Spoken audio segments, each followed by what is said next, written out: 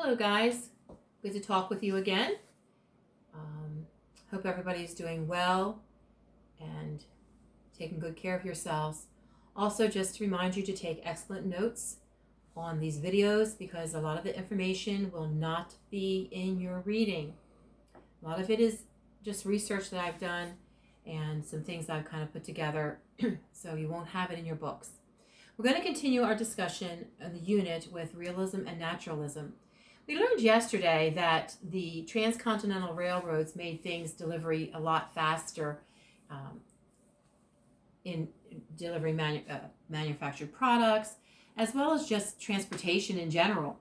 We realized that in 1860, a trip from Chicago to New York took only 48 hours.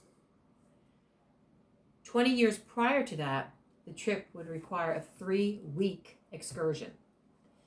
Now, I think most of us are sitting here thinking 48 hours to go from Chicago to New York. We can get there in just a couple hours now.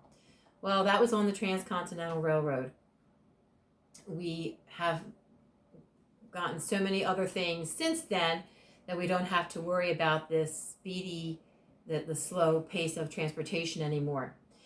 In 1884, many representatives went to Washington, D.C. to establish our standard time zones that we have now.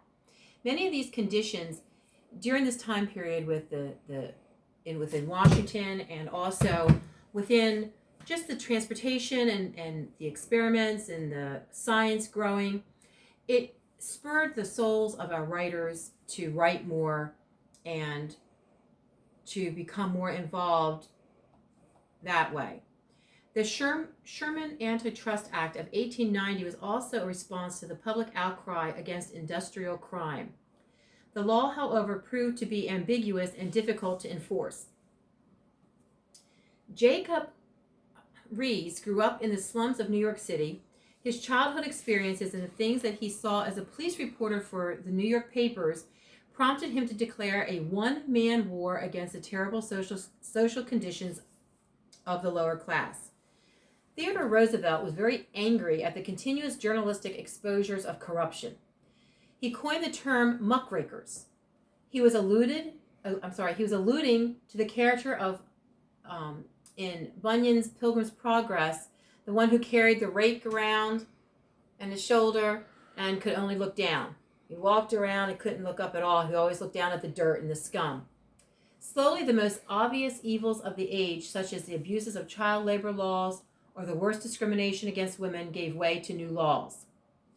America tried to stay neutral, but actually ended up entering the war in 1917. The writings of Immanuel Kant, the father of sociology, and Sigmund Freud, the founder of psychoanalytical school of psychology, greatly influenced the turning of the century as well. Darwin's writings were quite sensational among several intellectuals at that time in Europe and in America. For most writers, the character was now free. He was less determined than before.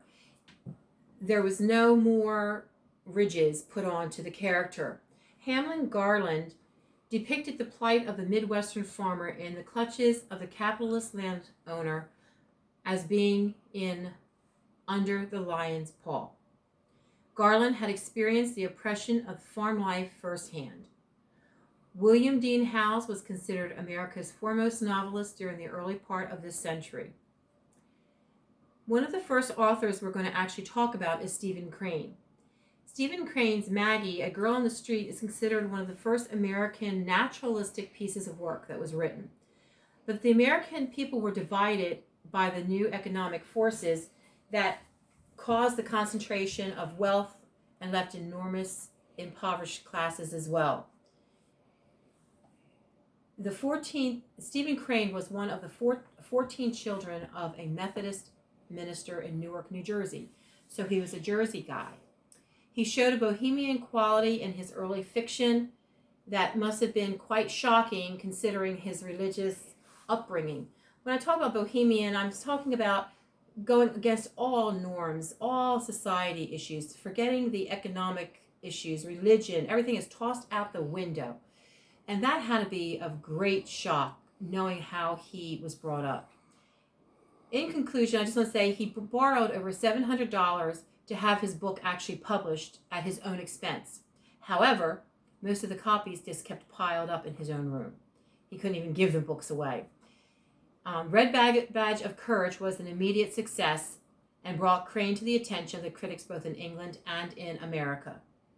Now, remember to do your reading, take good notes, and we're going to start getting into some of Stephen Crane's work.